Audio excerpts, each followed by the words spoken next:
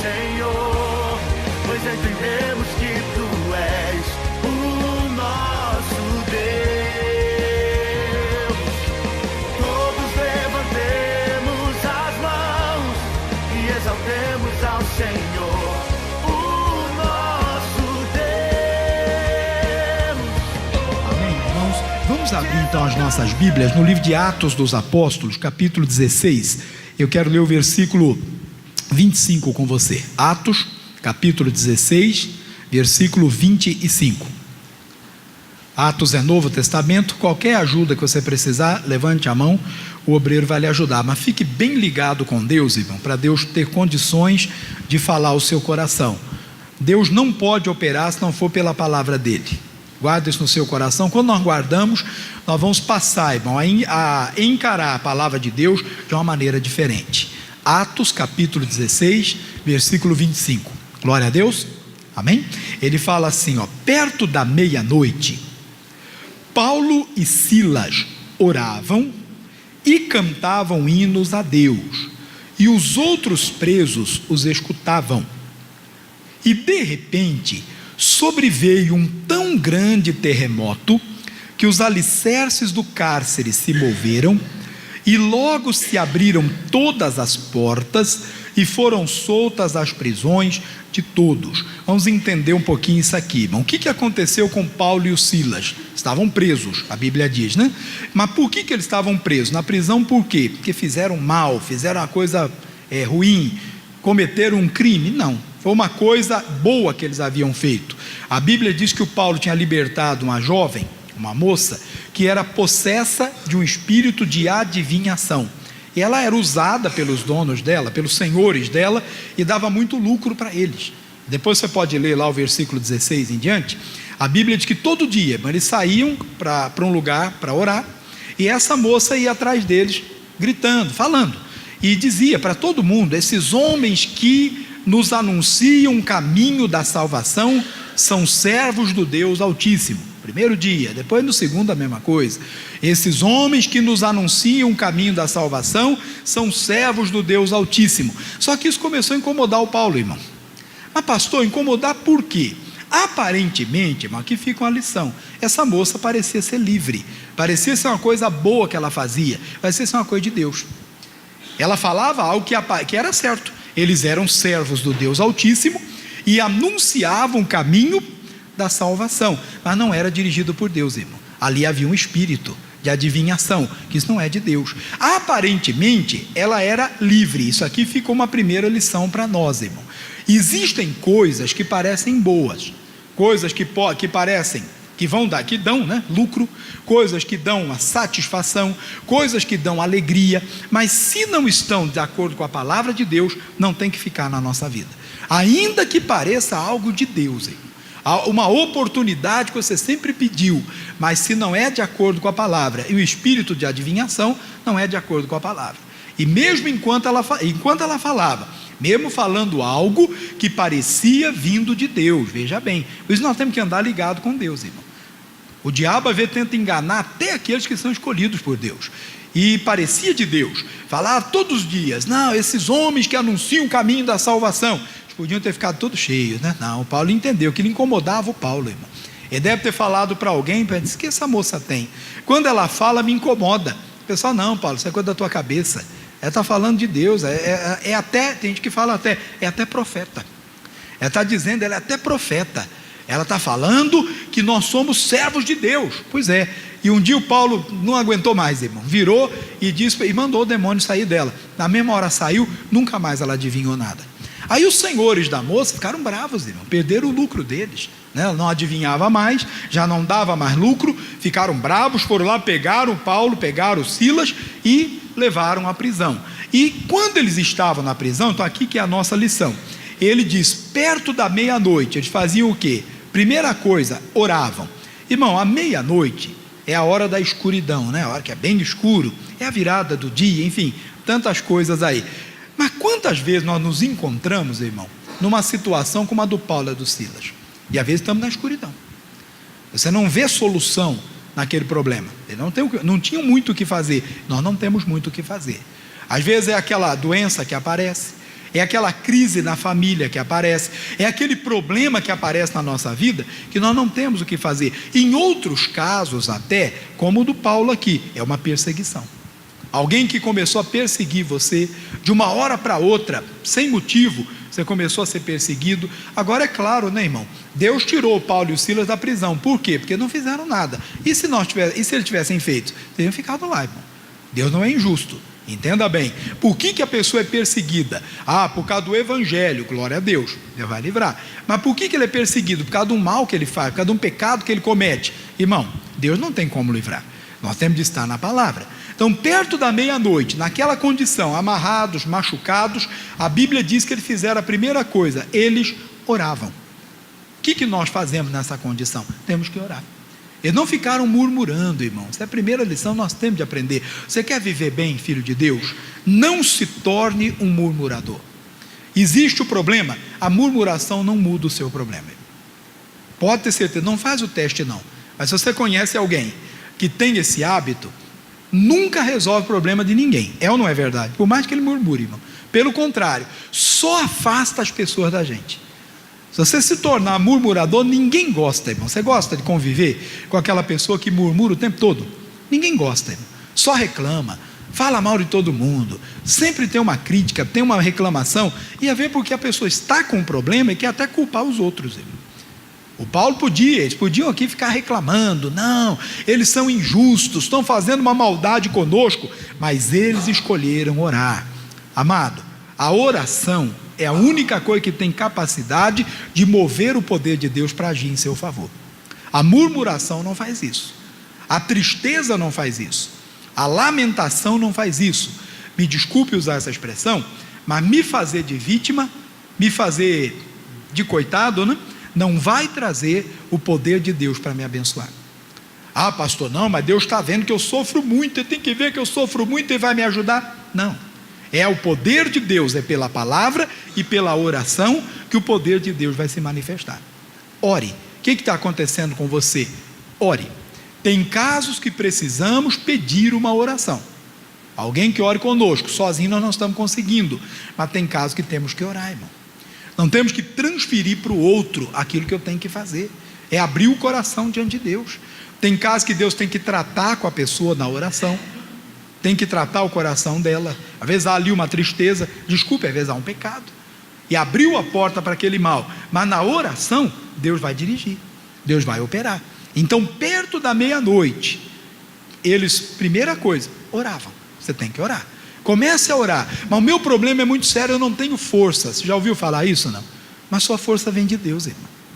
Às vezes a pessoa tem força para reclamar com todo mundo, para pegar o telefone, hoje ninguém liga mais, mas para mandar um zap reclamando com os outros, não é? Tem força para tudo, menos para buscar Deus. Não, está errado.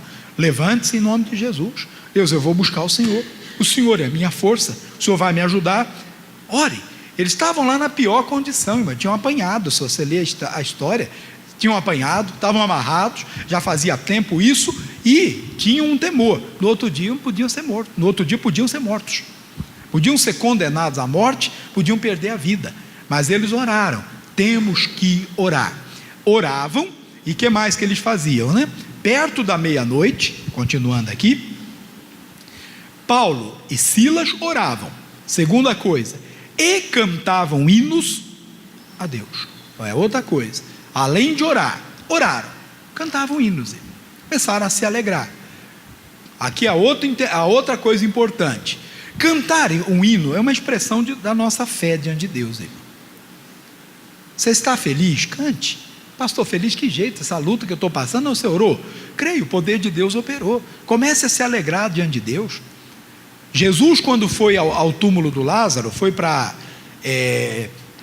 orar pelo Lázaro, né? Quando chegou já tinha morrido, Jesus sabia disso, mas ele foi ao túmulo, e primeira coisa que ele pediu, que tirassem a pedra. E aí a irmã do Lázaro, a Marta, né? E às vezes nós agimos do mesmo jeito, por isso nós não louvamos a Deus, irmão. Tudo para nós cheira mal, né? E às vezes para nós, a nossa esperança já está no túmulo. Para nós não tem mais jeito, nós até oramos, mas a esperança, a fé já está no túmulo, não tem mais jeito, é caso perdido.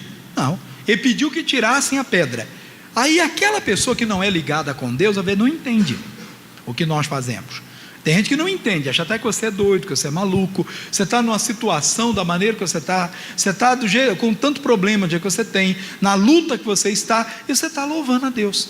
Você está na igreja louvando, você está em casa, você está cantando um hino, você está feliz, né, com o coração em paz, alegre, e ninguém entende você. Parecia doideiro o que ele estava fazendo também, irmão, a ponto da Marta chegar para ele e falar: Senhor, já cheira mal, é de 4 dias, por que o Senhor quer que tire essa pedra?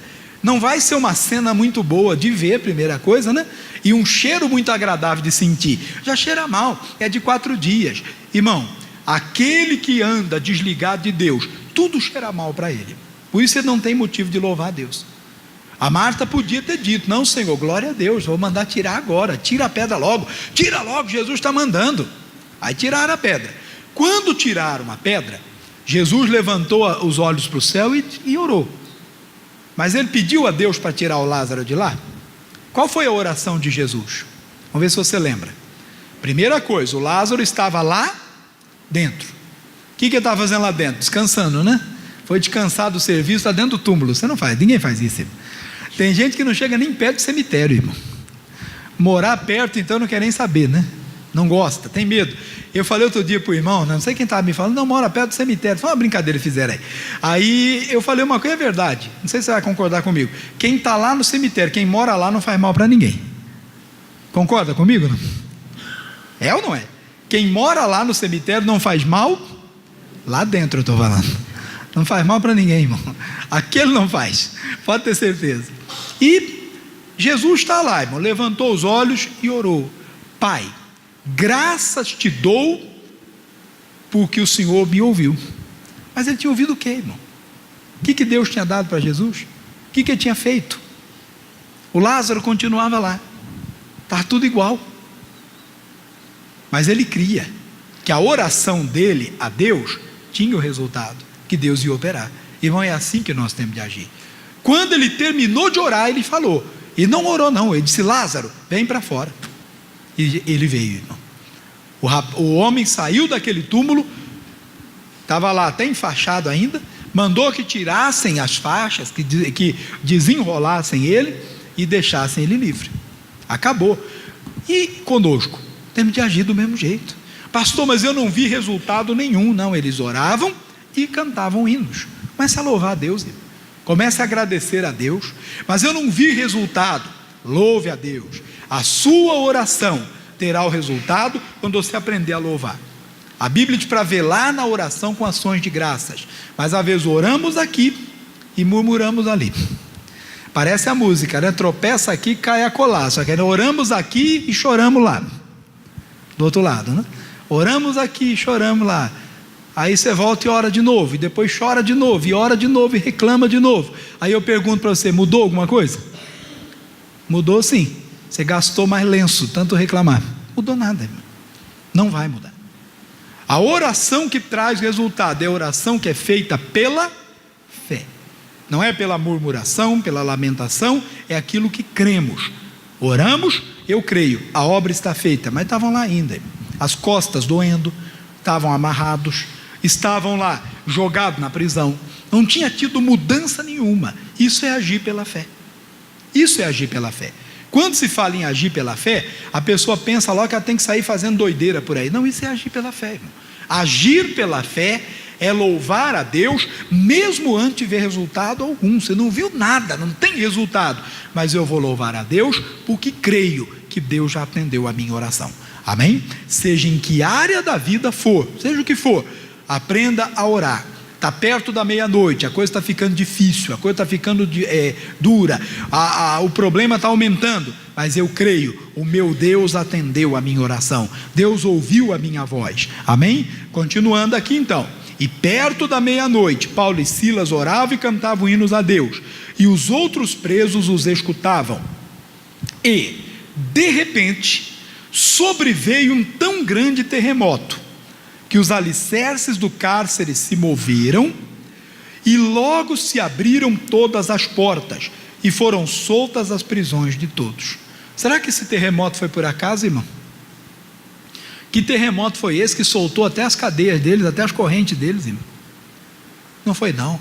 Irmão, a nossa oração vai fazer um terremoto na nossa vida.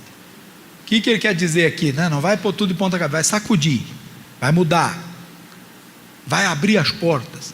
Irmão, a sua oração pode fazer um terremoto na sua saúde. Pastor, sempre enfrentei esse problema, mas hoje Deus pode mudar. Ele diz: clama a mim e responder-te-ei. Mas ore com fé, não fique choramingando diante de Deus, não, manda essa doença embora em nome de Jesus. A sua oração pode provocar um terremoto na sua vida, mas ao invés de orar, nós murmuramos. Ah, pastor, não, a notícia que eu tive, às vezes ouvimos isso, infelizmente, ouvimos isso, a notícia que eu tive não foi boa. Pastor, meu marido tem outra mulher. Ou o contrário, é uma boa notícia? Não é, mas a sua oração pode mudar isso, irmão. Pode mudar. Não, pastor, ele já está decidido, ele falou que vai embora de casa. É o filho, às vezes, que decidiu que ele não vai ficar mais, ele vai embora de casa, e você sabe que não é para bem que ele está fazendo isso. Irmão, a sua oração pode mudar isso mesmo. O seu clamor, clame a Deus. A coisa está ficando séria, ore. Perto da meia-noite, podia ter desistido já. Não, vamos deixar para amanhã, vamos ver o que vai acontecer. Esse pensamento, irmão, já fez muita gente perder muita coisa na vida. Vamos ver o que vai acontecer, e aí nós vamos deixando. O ser humano tem uma tendência ao comodismo, não é? Nós nos acomodamos, nós vamos nos acostumando a viver daquela maneira, nos acostumando a conviver com aquilo. Não, aconteceu, o que nós vamos fazer? Não vamos fazer nada, eu vou buscar Deus, está amarrado em nome de Jesus, Deus vai mudar isso. Não fique deixando para outro dia. Eles podiam não ter outro dia para orar, era sério o caso deles, podiam não ter outro dia para orar, e eles oraram, é na mesma hora. Qualquer que seja o ataque do diabo, amado, a sua reação tem que ser imediata, tem que ficar deixando para outro dia, deixando para depois, vamos ver se vai dar certo, vamos ver se eu vou conseguir, vamos ver se vai mudar alguma coisa. Não vou ver nada, eu vou ver diante de Deus, eu vou orar e eu creio que Deus vai me atender, amém? Aconteceu um grande terremoto e mudou tudo aqui, irmão. A Bíblia diz que os alicerces do cárcere se moveram, olha só, e logo se abriram todas as portas e foram soltas todas as prisões. Não caiu uma pedra em cima deles, irmão. Olha como é que Deus faz um milagre. Imagina o desespero de alguns, né? Dos que não creem. Estavam lá amarrados e está caindo tudo, irmão. Não tinha nem como fugir. Iam morrer? Não caiu uma pedra em cima deles. Só se moveu os alicerces e todas as cadeias se abriram. Amém? Bom, pastor, mas isso é uma opção que eles tiveram, né? Foi opção deles. Eu acho que não é não, irmão. É um mandamento de Deus. Vamos lá para o livro de Tiago, capítulo 5, lá já para o finalzinho da Bíblia. Tiago, capítulo 5, aqui você já conhece, versículo 13. Tiago 5,13. Amém? O que está escrito aí na sua Bíblia? Vamos ver. Tiago 5,13. Está alguém entre vós aflito? Alguém anda aflito? O que ele tem que fazer? O que está escrito aí na sua Bíblia? Ore. Não está escrito para murmurar, está escrito não? Ficar reclamando, fazer uma revolta. Está alguém entre vós aflito? Não, briga muito que você consegue. Não, está escrito para orar. A aflição tem de muitas maneiras, irmão. Tem a aflição pelo problema, tem a aflição pelas lutas, né? Tem a aflição que a pessoa tem por causa de uma má notícia. Mas nenhuma delas, a atitude tem que ser outra, não. Está alguém entre vós aflito? Ore. Tem alguma coisa afligindo você? Ore. Pastor, mas eu não sei orar. Até isso nós ouvimos. Eu não sei orar. Eu não sei como orar. Sabe, irmão? Fale com Deus. Oração não tem uma fórmula, não. Jesus mostrou para nós, né? Perguntaram para ele, pediram para ele ensinar. Os seus discípulos pediram para ensiná-los a orar. Como é que ele ensinou? Vós orareis assim: Pai nosso que estás no céu, santificado seja o teu nome. Não quer dizer que seja algo que você tem que falar toda hora.